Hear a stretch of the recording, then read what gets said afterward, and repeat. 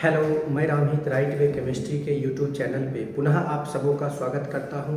आज एनसीईआरटी ठोस अवस्था के लेक्चर 3 के ऊपर हम लोग डिस्कस करेंगे, जिसमें आज का टॉपिक है हमारा क्रिस्टल तंत्र, क्रिस्टल सिस्टम।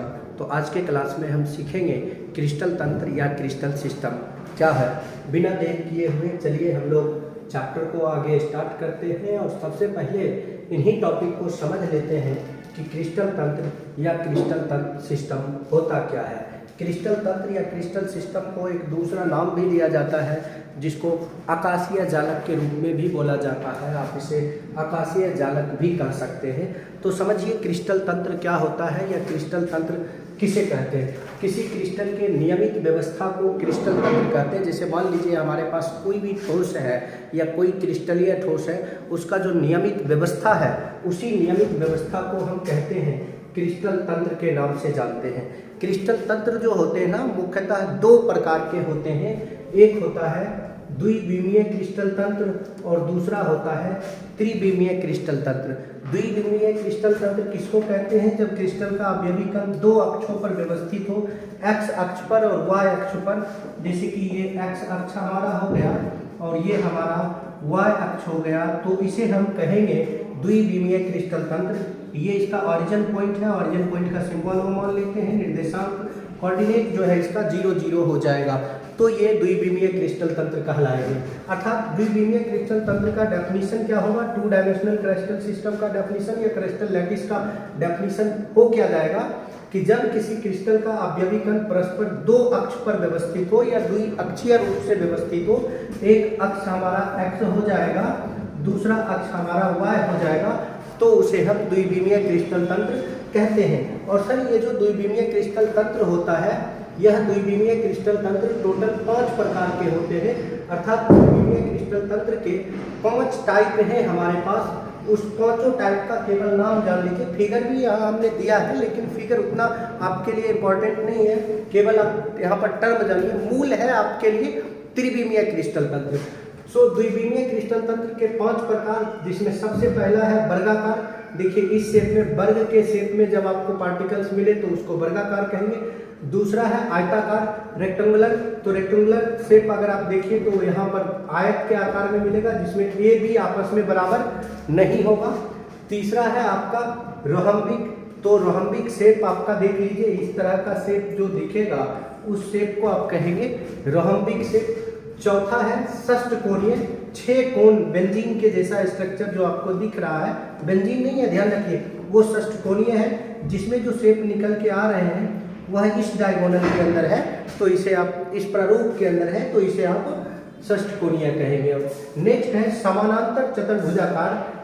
तो समानांतर चतुर्भुजाकार में आपको आमने सामने के भुजा की लंबाई बराबर होगा और दोनों भुजा आपस में क्या होगा? समानांतर होगा। तो द्विविमीय क्रिस्टल तंत्र के 5 प्रकार, केवल नाम आप जान लीजिए, उतना आपके लिए पर्याप्त है। ये द्विविमीय क्रिस्टल तंत्र हैं। अब इसके जस्ट आगे हम देखते हैं द्विविमीय क्रिस्टल तंत्र के बाद त्रिविमीय क्रिस्टल तंत्र की। त्रिविमीय क्रिस्टल तंत्र किसे कहते हैं और त्रिविमीय क्रिस्टल तंत्र होता क्या है सर? सो देखिए, वैसा क्रिस्टल तंत्र जिसका अवयवी कण या अवयवी कण जो होते हैं वह परस्पर किस रूप में? त्रिअक्षीय रूप में व्यवस्थित होता है ना, तो उसे त्रिविमीय क्रिस्टल तंत्र कहते हैं। अर्थात त्रिविमीय क्रिस्टल तंत्र के अंदर 3 अक्ष होते हैं, एक्स अक्ष, वाई अक्ष और जेड अक्ष। ये इसका ओरिजिन पॉइंट है, जिसका निर्देशांक हम ये जिसका सिंबल हम ओ मान लेते हैं और निर्देशांक हो जाएगा 0 0 0। एक्स पोल का जब निर्देशांक लिखोगे तो आप x 0 0 लिखोगे, y अक्ष का निर्देशांक हो जाएगा 0 y 0। मैथमेटिकल टर्म के अनुसार जैसे आप लिखते हैं वैसे ही लिख देंगे 0 0 z, ये z का निर्देशांक हो जाएगा। अब त्रिविमीय क्रिस्टल तंत्र को ना मूल क्रिस्टल तंत्र भी कहते हैं। मूल क्रिस्टल तंत्र हमारा त्रिविमीय क्रिस्टल तंत्र होता है। और यह टोटल कितने प्रकार के होते हैं भाई साहब?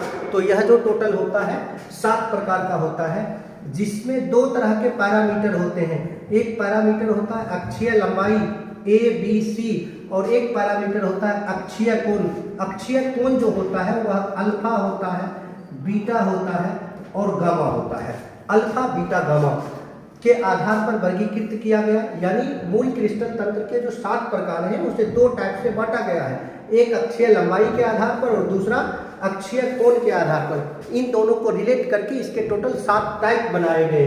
अब देखिए, जैसे कि ये हमारा ए है, ये साइड बी है और ये साइड सी है, तो इसमें से ए और बी के बीच का जो कोण होगा ना, उस कोण को हम गामा कोण कहेंगे। उस कोण को क्या कहेंगे? गामा कोण कहेंगे। ए और सी के बीच का कोण जो होगा, ए और सी, ये देखिए एक्स और वाई में ए सी बन रहा है, इसके बीच का जो कोण होता है वह कोण बीटा कोण होता है, तो यहाँ पर हम बीटा कर लेंगे। बी और सी के बीच का जो कोण होगा वह अल्फा कोण होता है, तो अल्फा बीटा गामा।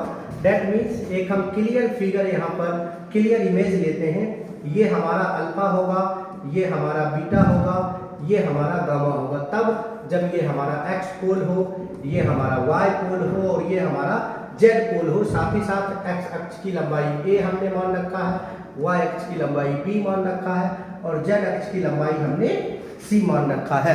तो ये हो गया हमारा अल्फा बीटा गामा, ये 3 कोण और 3 भुजा A B C, alpha beta gamma और ए बी सी।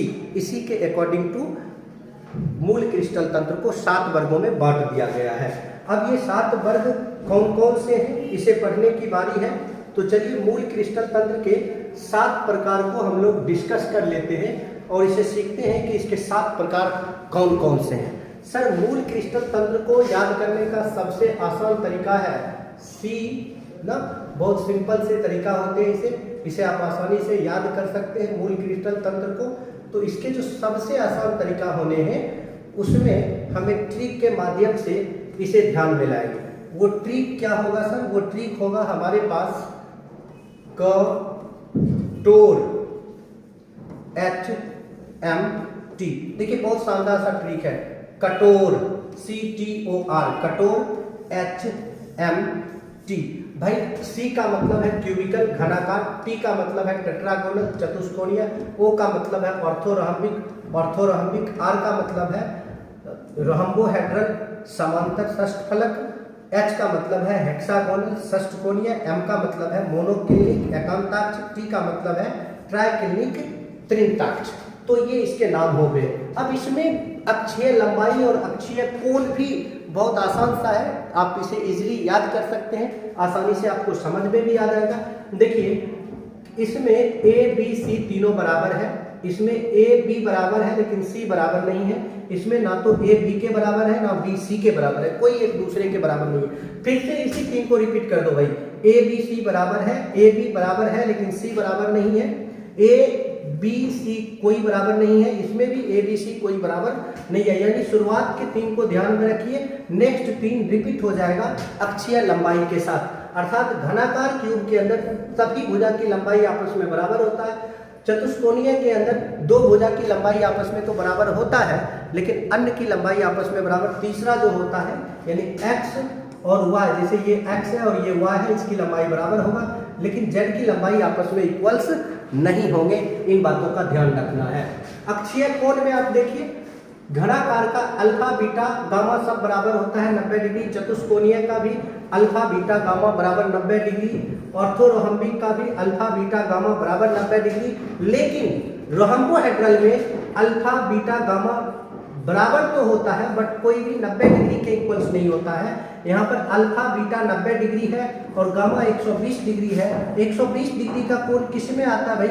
हेक्सागोनल के अंतर्गत 120 डिग्री का टर्म आ जाता है। मोनोक्लिनिक की बात करिएगा तो अल्फा गामा 90 डिग्री है और बीटा 90 डिग्री नहीं है।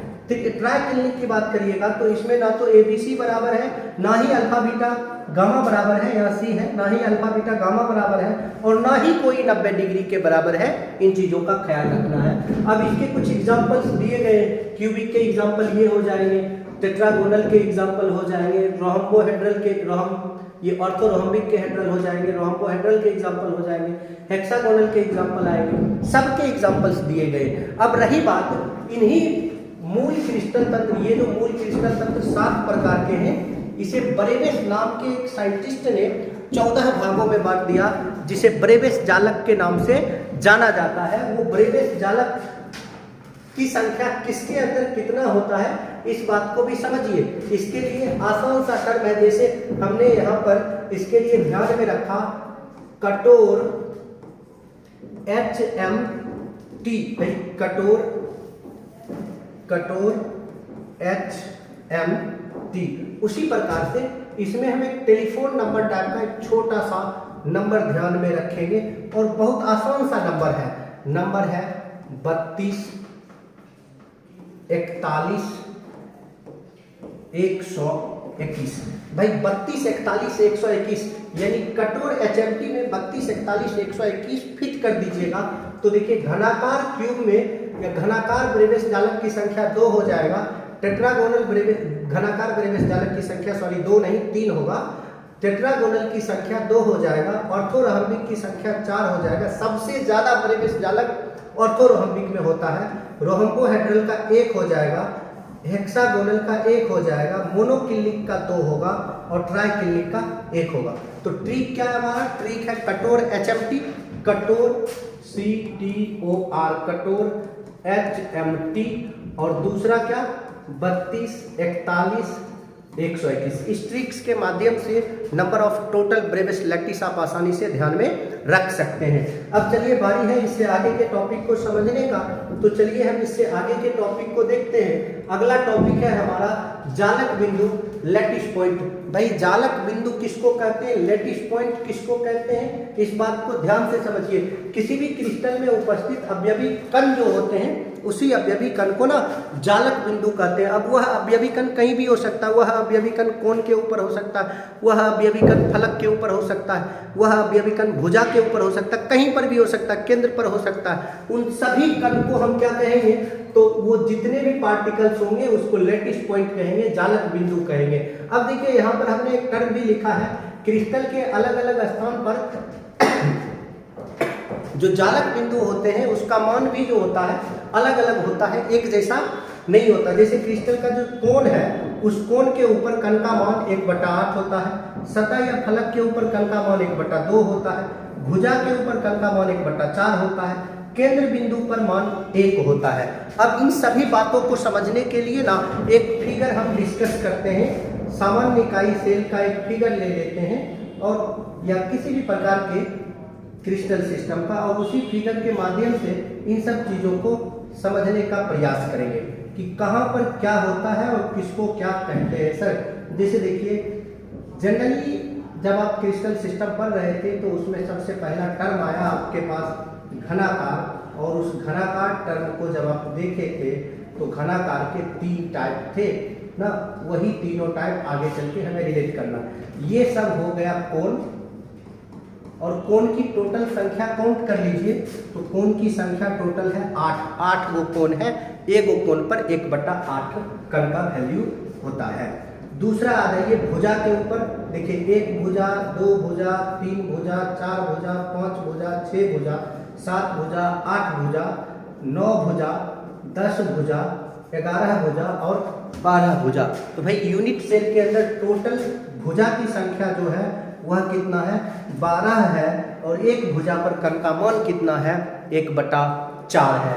तीसरा है फलक या सतह की संख्या अगर आप यूनिट सेल में देखिएगा ना तो 1 2 3 4, एगो पीछे हो जाएगा। मान लीजिए कंटर है, कंटर के पीछे वाला जो स्थिति होगा ये वाला, इसके पीछे तरफ हम देखेंगे 5, और एगो आगे वाला स्थिति देखेंगे 6। तो यहाँ पर जो कण का मान होगा वो कण का मान होगा 1/2, और टोटल फलक या सतह की संख्या कितना हो गया 6 हो गया। अब इकाई सेल में केंद्र भी बनेगा जो बिल्कुल सेंटर में होगा, थोड़ा सा बड़ा करके हम दिखाते हैं, और इस सेंटर वालों का वैल्यू कितना होगा 1 होगा। तो आपने ध्यान में रखना है, अगर आपको न्यूमेरिकल्स क्वेश्चन बनाना है इसके ऊपर तो आप आसानी से ध्यान में रखो और आसानी से चीजें आपका हो भी जाएगा भाई, कि कोण के ऊपर कण का मान 1/8, सतह या फलक पर कण का मान 1/2, भुजा पर कण का मान 1/4 और केंद्र बिंदु पर कण का मान 1। किसी भी इकाई सेल के अंदर कोण की संख्या 8 होता है, सतह या फलक की संख्या 6 होता है, भुजा की संख्या 12 होता है, और केंद्र चाहे पृथ्वी जितना बड़ा वस्तु हो या सरसों के दाना इतना छोटा वस्तु हो, तो उसमें जो सेंटर होंगे वह सेंटर टोटल और टोटल कितना होगा, एक ही होगा, ना एक से ज़्यादा होगा ना एक से कम होगा। इन बातों का पूरा ख्याल रखना है। तो चलिए अब इससे आगे बढ़ते हैं और नेक्स्ट टॉपिक के ऊपर चलते हैं। नेक्स्ट टॉपिक है हमारा इकाई सेल, इसी से संबंधित है, ताकि एनसीईआरटी से रिलेटेड जितने क्वेश्चंस होंगे इसके ऊपर वो सारे के सारे क्वेश्चन आपसे आसानी से बन पाए। भाई इकाई सेल क्या होता है, तो इकाई मतलब होता है एक ना, एक तो किसी क्रिस्टल का वह सबसे छोटा भाग, जैसे मान लीजिए कि हमारे पास सोडियम क्लोराइड है, पोटासियम क्लोराइड है, या बर्फ है, या कोई भी क्रिस्टल है सर, उस क्रिस्टल का जो सबसे छोटा भाग होगा और उस छोटा भाग में उस क्रिस्टल का सभी गुण उपस्थित होना चाहिए। अगर ऐसा है तो वह उस क्रिस्टल का इकाई सेल कहलाएगा।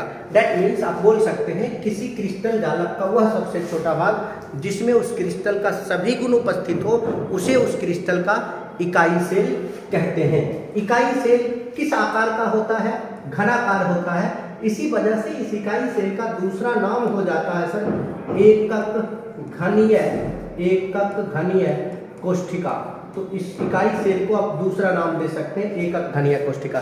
देखिए, एक हमने घन के आकार का एक फिगर बनाया और इसी फिगर में सभी चीजें दिखा दिया हमने। ये हमारा एक्स पोल हो गया, ये जो है हमारा, ये हमारा क्या हो गया सर, ये हमारा वाई पोल हो गया, और ये हमारा क्या हो गया, जेड पोल हो गया।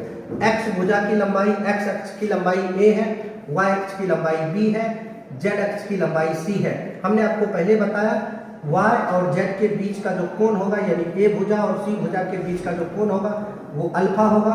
b और c के बीच का कोण अल्फा होगा, a और c के बीच का कोण बीटा होगा, a और b के बीच का कोण गामा होगा। ये कोण भी फिक्स हैं, अर्थात इसमें दो तरह के पैरामीटर यूज हैं। इसी को पैरामीटर कहते हैं, या बहुत बार आप पैरामीटर के नाम से भी जान सकते हैं। बहुत जगह पर आपको पैरामीटर लिखा हुआ मिलेगा, कहीं पर आपको पैरामीटर लिखा हुआ मिलेगा। तो शब्दों के खेल में आपको गड़बड़ नहीं करना है, आप पूरे शांति के साथ इसको बनाइए। तो नोट के टर्म में जो है एकक कोष्ठिका के 6 पैरामीटर होते हैं भाई। एक होता है अक्षीय, नहीं, दो तरह के पैरामीटर होते हैं जो टोटल संख्या में 6 है। एक है अक्षीय लंबाई, अक्षीय लंबाई को हम लोग सूचित करते हैं ABC से, और दूसरा है अक्षीय कोण। अक्षीय कोण जो है वह है अल्फा, बीटा और गामा। तो अक्षीय लंबाई और अक्षीय कोण ऐसे वाले टर्म्स आ चुके हैं। अब अगर इकाई सेल की बात करिएगा, सामान्य इकाई सेल या घनीय एकक कोष्ठिका की बात करिएगा, तो उसमें A बराबर होता है B बराबर होता है C, अल्फा बीटा गामा सब बराबर होता है। तो इकाई सेल के अंदर यानी एकक घनीय कोष्ठिका के अंदर ABC बराबर होगा, अल्फा बीटा गामा सब बराबर होगा। तो इकाई सेल क्या है, क्रिस्टल जालक का वह सबसे छोटा भाग है जिसमें उस क्रिस्टल का सभी गुण उपस्थित होता है। इकाई सेल का आकृति कैसा होता है, तो इकाई सेल का आकृति घनाकार होता है जिसके अंदर 8 कोण होते हैं। 8 कोण के बाद 12 भुजा होता है, 12 भुजा के बाद 6 फलक होता है, और 6 फलक के अलावा एक केंद्र होता है। ठीक है, इन सब चीज़ों के बाद हम लोग आगे बढ़ते हैं और चलते हैं इकाई सेल के वर्गीकरण के ऊपर, इकाई सेल के प्रकार के ऊपर। इकाई सेल को उसके अवयवी कणों के व्यवस्था के आधार पर या उसमें उपस्थित अवयवी परमाणुओं की संख्या के आधार पर टोटल 2 वर्गों में बांटा गया है। एक है सर सामान्य इकाई सेल और दूसरा है केंद्रित इकाई सेल। देखिए, सामान्य इकाई सेल का परमाणु संख्या यहाँ पर लिखा गया है 1 है, और अंतः केंद्रित इकाई सेल का परमाणु संख्या 2 है। इसे सिंबॉलिक टर्म में BCC कहते हैं। फलक केंद्रित इकाई सेल का परमाणु संख्या 4 है, सिंबॉलिक टर्म में FCC कहते हैं। अंतः केंद्रित इकाई सेल का परमाणु संख्या 2 है, इसे सिंबॉलिक टर्म में ECC कहते हैं। तो ये सब तो हो गए, ये एक शॉर्ट टर्म आ गया। अब इन्हीं सब चीज़ों को लॉन्ग टर्म में डेफिनेशन के साथ पढ़ना। भाई मेरे सबसे पहले समझिए कि सामान्य इकाई सेल और केंद्रित इकाई सेल होता क्या है। तो इसे यदि हम फिगर के जरिए डिस्कस करेंगे, सामान्य इकाई सेल और अंतः केंद्रित इकाई सेल या केंद्रित इकाई सेल के टर्म को, तो आसानी से आपको चीजें समझ में आ जाएगा। देखिए, जब कणों की उपस्थिति केवल और केवल इकाई सेल के प्रत्येक कोण पर होता है तो उसे सामान्य इकाई सेल कहते हैं। अब इकाई सेल कोई भी हो, सामान्य इकाई सेल हो या केंद्रित इकाई सेल हो, उसमें कोण के ऊपर कण उपस्थित होगा ही होगा। अब उसके अलावा यदि इकाई सेल के केंद्र पर कण हो जाए, फलक के ऊपर कण हो जाए, तो उसे हम क्या कहेंगे? केंद्रित इकाई सेल कहेंगे। समझ में आ गई बात ना? जस्ट इसके आगे चलते हैं और इसके आगे के टॉपिक पर हम लोग डिस्कशन करते हैं। तो इसके जस्ट आगे का जो टॉपिक है वो है हमारा सामान्य इकाई सेल। भाई मेरे सामान्य इकाई सेल हम किसको कहेंगे? तो सामान्य इकाई सेल ना ये वैसा इकाई सेल है जिसमें कणों की उपस्थिति इकाई सेल के केवल और केवल प्रत्येक कोण पर हो। ये कोण हो गया और इस एक कोण पर कण का मान कितना होता है भाई? एक कोण पर कण का मान 1/8 होता, ना 1/8 से ज्यादा ना 1/8 से कम, केवल और केवल 1/8 होगा। अब टोटल परमाणु की संख्या जब इसमें हम काउंट करेंगे ना तो टोटल कोण हो गया 8 और एक कोण पर कण का मान 1/8। देखिए 8 और 8 कैंसिल, तो इससे क्या पता चलता है कि सामान्य इकाई सेल में कितने परमाणु हैं? सामान्य इकाई सेल में 1 परमाणु है। अब ये ऑब्जेक्टिव क्वेश्चंस के तौर पर भी पूछा जा सकता है, क्वेश्चन के टर्म पर भी पूछा जा सकता है, किसी भी प्रकार से इस क्वेश्चंस को पूछा जा सकता है, अवेलेबल हो सकता है आपके पास। सामान्य इकाई सेल के बाद है केंद्रित इकाई सेल। अब केंद्रित इकाई सेल किसे कहते हैं? तो आपने शुरू में ही इसका डेफिनेशन देख लिया सर कि ये ना वैसा इकाई सेल है जिसमें कणों की उपस्थिति प्रत्येक कोण के अलावा इकाई सेल के फलक या केंद्र पर होता है, उसे आप कहते हैं केंद्रित इकाई सेल। और केंद्रित इकाई सेल सर टोटल जो है 3 प्रकार के होते हैं। कितने प्रकार के होते हैं? 3 प्रकार के होते हैं। अब ये 3 प्रकार कौन कौन से हैं? जिसमें सबसे पहला है BCC बॉडी सेंटर, दूसरा है FCC फलक केंद्रित और तीसरा है ECC। अब बारी बारी से इन तीनों को पढ़ना है, तो सबसे पहले हम लोग डिस्कस करेंगे फलक केंद्रित इकाई सेल को। भाई मेरे फलक केंद्रित इकाई सेल हम किसको कहेंगे? तो इस बात को ध्यान से समझिए। ये ना वैसा इकाई सेल होगा जिसमें कणों की उपस्थिति प्रत्येक कोण के अलावा, देखिए 8 कोण है, इस 8 कोण के अलावा इकाई सेल के केंद्र पर होना चाहिए। तो देखिए इकाई सेल के केंद्र पर कण है ना, इसको हम कहेंगे अंतः केंद्रित इकाई सेल। और अंतः केंद्रित इकाई सेल को बहुत बार पिंड केंद्रित इकाई सेल भी कहते हैं। क्या कहते हैं भाई? तो इसको बहुत बार कहते हैं पिंड केंद्रित इकाई सेल। और पिंड केंद्रित इकाई सेल में एक परमाणु इकाई सेल के सेंटर पर होता है। अब इसमें यदि आप टोटल परमाणु की संख्या काउंट करिएगा तो देखिए 8 कोण गुना 1/8 प्लस केंद्र पर कण का मान 1 होता है, तो E8 कट गया 1 प्लस 1 इज इक्वल टू कितना? 2। तो BCC इकाई सेल का परमाणु संख्या कितना आ जाएगा? 2 आ जाएगा। जस्ट इससे आगे बढ़ते हैं और आगे के टर्म को देखते हैं। यानी अंतः केंद्रित के बाद हमारे पास आएगा फलक केंद्रित इकाई सेल। और फलक केंद्रित इकाई सेल किसे कहेंगे?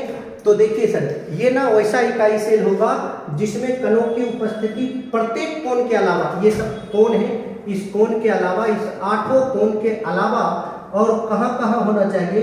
तो इकाई सेल में 6 फलक होते हैं। भाई मैं अलग से एक फिगर बना रहा हूँ, उस फिगर में आप समझिए कि 6 फलक कौन कौन से होते हैं और कोण के अलावा किन किन फलक पर कण हो सकते हैं। जैसे हमने सभी कोण के ऊपर पार्टिकल्स को तो रिप्रेजेंट कर ही दिया। जैसे देखिए ये सबसे टॉप फ्लोर का फेस है, इस पर एक कण हो सकता है। देखिए यहाँ एक कण है। बॉटम सबसे नीचे आ जाइए तो यहाँ भी एक कण है। राइट साइड में चले जाइए, यहाँ भी एक कण है। लेफ्ट साइड में आ जाइए तो लेफ्ट साइड में भी फेस पर कण मिलेगा। अब पीछे मेरे बॉडी के पीछे भी एक पार्टिकल्स होगा, तो ये वाला एरिया जो होगा वो बिहाइंड को रिप्रेजेंट करेगा। यहाँ पर भी पार्टिकल्स होगा और इसके जस्ट आगे वाले को देखें तो यहाँ पर भी पार्टिकल्स होगा। और प्रत्येक फेस पर जो पार्टिकल्स है उसका वैल्यू 1/2 और कोण पर जो पार्टिकल्स है उसका वैल्यू 1/8 ऐसा करके टर्म होना है। तो इसमें टोटल परमाणु की संख्या कितना होगा सर? 8 कोण है, 8 गुना 1/8 प्लस 6 को इसके अंदर क्या है? फलक है। 6 गुना 1/2 तो भाई मेरे ये दोनों कट जाएगा, ये 3 हो जाएगा, तो 1 + 3 इज इक्वल टू कितना? 4। तो फलक केंद्रित इकाई सेल का परमाणु संख्या कितना? 4। तो ये बात भी क्लियर हो गया। चलिए अब इसके जस्ट आगे देखते हैं। फलक केंद्रित इकाई सेल का एक स्पेशल रूप है अंतः केंद्रित इकाई सेल। फिर बारी होगा आज के NCERT क्वेश्चन का। देखो हमने आपको जितना टॉपिक बतला रहे हैं ना, उतने टॉपिक से संबंधित जो भी NCERT क्वेश्चन है वो भी साथ ही साथ करा रहे हैं। वो सब टॉपिक हम लोग करवा सकते हैं, ठीक है, इजीली रूप से आप कर भी सकते हैं। तो ध्यान से देखिए और समझिए इन सब चीज़ों को और सीखने का प्रयास करिए। इजीली रूप से इन सब चीज़ों को किया जा सकता है। तो भाई हमारा जो टॉपिक है वो है अंतः केंद्रित इकाई सेल। इंड सेंटर्ड यूनिट सेल, ये अंतः केंद्रित इकाई सेल का तीसरा प्रारूप है। अब अगर देखो तो अंतः केंद्रित इकाई सेल का जो तीसरा प्रारूप है उसको क्या कहते हैं या वो कौन होता है? ये वैसा इकाई सेल होता है जिसमें कणों की उपस्थिति ना प्रत्येक कोण के अलावा, प्रत्येक कोण पर तो होगा ही होगा, इन प्रत्येक कोण के अलावा किसी दो आमने सामने वाले फलक पर होगा। या तो मेरे फेस पर होगा, या फेस पर होगा तो पीछे होगा, ऊपर होगा तो नीचे होगा, लेफ्ट होगा तो राइट होगा। ऐसे वाले सिचुएशंस में अगर पार्टिकल्स अवेलेबल रहेंगे तो उसे आप क्या कहोगे? अंतः केंद्रित इकाई सेल कहोगे। अब अंतः केंद्रित इकाई सेल में टोटल परमाणुओं की संख्या अगर हम काउंट करें तो 8 गो टोटल कोना है। 8 गुना एक कोना पर कण का मान 1/8, तो 8 गुना 1/8 प्लस, अब देखिए कोनो दुए को फेस पर, फेस होता 6 गो है लेकिन कण कितने फेस पर है? 2 फेस के ऊपर है, और एक फेस के ऊपर कण का वैल्यू 1/2 होता है। तो 2 गुना 1/2, जब इसे आप कट कर लेंगे तो 1 + 1 = कितना? 2। तो अंतः केंद्रित इकाई सेल का परमाणु संख्या भी कितना हो जाएगा? 2 हो जाएगा। अब बारी है कि इससे संबंधित एनसीईआरटी क्वेश्चंस कैसे होते हैं और किस प्रकार के एनसीईआरटी क्वेश्चन लिखे गए हैं, उन सभी क्वेश्चंस को हम लोग डिस्कस कर लें। ये एक शानदार टॉपिक है और इसके क्वेश्चंस बोर्ड के अलावा, बोर्ड में पूछे जाने की संभावना तो बहुत कम होती है, लेकिन इसके अलावा कॉम्पिटिशन्स में जैसे जेईई का एग्जाम आप दे रहे हैं, नीट का एग्जाम दे रहे हैं, तो वहाँ पे एनसीईआरटी के इस टॉपिक से क्वेश्चंस होते हैं। देखिए बहुत ही आसान क्वेश्चन है, आप इजीली रूप से कर सकते हैं। यदि आपने पीछे वाला टॉपिक अच्छा से कवर किया हो तो आसानी से देख भी सकते हैं। जैसे कि सबसे पहला क्वेश्चन है, निम्नलिखित जालकों में से प्रत्येक एकक कोष्ठिका में कितने जालक बिंदु होते हैं? भाई देखो बहुत बार मिसकॉन्सेप्शन होता है कि जालक बिंदु जो होता है वो परमाणु संख्या होता है। जालक बिंदु क्या होता है? परमाणु संख्या होता है। नहीं, ऐसी कोई बात नहीं है। अगर इस मिसकॉन्सेप्शन में आप हैं तो आपका आंसर राइटिंग जो है वो गलत हो जाएगा। उसे आप सही करें। उसे सही करने के लिए आपको क्या समझना होगा? जिस स्थान पर कण है ना, उस स्थान को जालक बिंदु कहते हैं, परमाणु के संख्या को जालक बिंदु नहीं कहते हैं। इस बात का पूरा ध्यान रखिए और इन टर्मों को समझिए। तो सबसे पहला फिगर है हमारे पास फलक केंद्रित घनीय, यानी फलक केंद्रित इकाई सेल जो घन के आकार में है, उसमें कितने जालक बिंदु हैं? तो कितने जालक बिंदु हैं ये बिना फिगर बनाए हुए थोड़ी पता चलेगा। तो चलिए आप इस फिगर को देखिए और इस फिगर के माध्यम से समझिए कि फलक केंद्रित इकाई सेल के अंदर टोटल कितने जालक बिंदु होंगे। तो इसके लिए हमें कॉन्सेप्ट पता होना चाहिए। सर क्या कॉन्सेप्ट पता होना चाहिए? कि फलक केंद्रित इकाई सेल के अंदर कण कहाँ पर होता है। तो कण कहाँ पर होता है, चाहे इकाई सेल कोई भी हो, कण तो प्रत्येक कोण पर होगा ही। तो कोण की संख्या इसमें कितना है? 8 गो है। अब चूंकि फलक केंद्रित इकाई सेल है और इकाई सेल के अंदर टोटल 6 फलक होते हैं, इन 6 फलक के ऊपर पार्टिकल्स अवेलेबल है। अब 4 तो हो गया, ऊपर नीचे लेफ्ट राइट, एक आगे पीछे, आगे वाला एक पार्टिकल्स है और एक पार्टिकल्स पीछे वाला है। यहाँ पर इस फलक की संख्या अगर हम काउंट कर लें तो फलक की संख्या कितना? 6। तो बताइए इसमें टोटल जालक बिंदु की संख्या कितना हो गया? तो आप पाओगे कि फलक केंद्रित इकाई सेल के अंदर टोटल 14 जालक बिंदु। तो देखिए जबकि फलक केंद्रित इकाई सेल का परमाणु संख्या कितना होता है?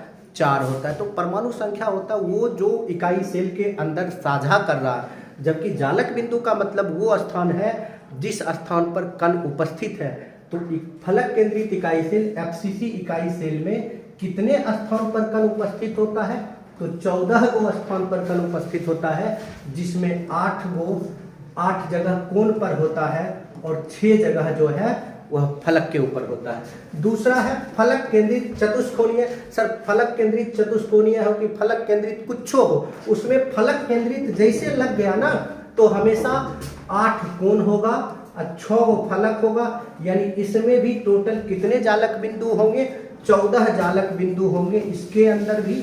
अब आइए अंतः केंद्रित इकाई cell, body centred unit cell के अंदर कितने जालक बिंदु हैं? तो इसके लिए भी आपको बॉडी सेंटर्ड का सबसे पहले फिगर ड्रॉ करना पड़ेगा। अब बॉडी सेंटर्ड का हम फिगर ड्रॉ कर लेते हैं, चलो कर लेते हैं। इसमें क्या है, फिगर तो कई बार आपको बनाने ही पड़ेंगे ना। क्वेश्चन सीखने हैं तो काम करने पड़ेंगे, काम नहीं करेंगे क्वेश्चन नहीं सीखेंगे। बहुत सिंपल सी बात है, ठीक है। तो चलिए देखिए, चाहे इकाई सेल कोई भी हो 8 कोण तो होना ही होना। अब बॉडी सेंटर है, अंतः केंद्रित इकाई सेल है, तो अंतः केंद्रित इकाई सेल में केंद्र पर एक कण होता है। तो बताइए कोण के कितने जालक बिंदु हो गए? 8। केंद्र के कितने जालक बिंदु हो गए?